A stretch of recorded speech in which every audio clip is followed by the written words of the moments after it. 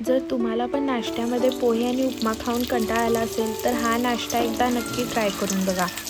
एकदम सोप्या पद्धतीने, कमी साहित्यामध्ये आणि कमी वेळेमध्ये, जो की पौष्टिक पण आहे आणि खायला पण टेस्टी लागतो। तर नमस्कार मंडळी, स्वागत आहे तुमचं आपल्या यूट्यूब चॅनलवर नवीन असाल तर सबस्क्राईब आणि बेल आयकॉन प्रेस करायला विसरू नका। तर सगळ्यात पहिला काय करायचं, एका कढईमध्ये 2 वाटी पाणी घालायचं। त्यानंतर त्यामध्ये चिली फ्लेक्स, बारीक चिरलेली हिरवी मिरची, कोथिंबीर, चवीपुरतं मीठ, 1 वाटी रवा आणि बारीक चिरलेला टोमॅटो आणि बारीक चिरलेला कांदा।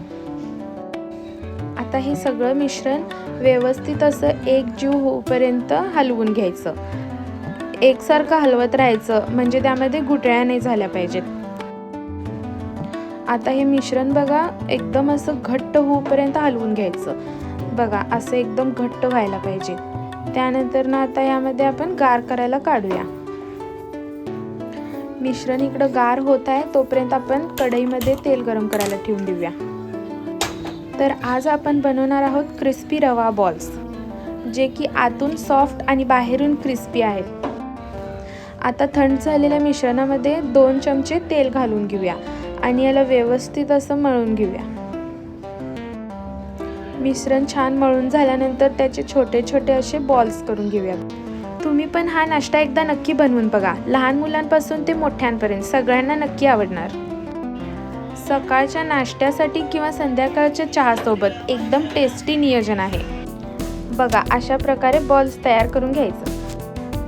आता तेल इकडं गरम झाले।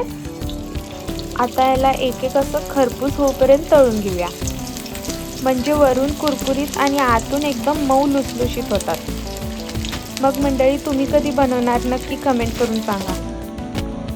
तर तुम्ही बघू शकता एकदम असे क्रिस्पी बॉल्स तयार झालेत आपले रवा क्रिस्पी बॉल्स। आता याला टोमॅटो सॉस सोबत किंवा चटणी सोबत पण तुम्ही खाऊ शकता।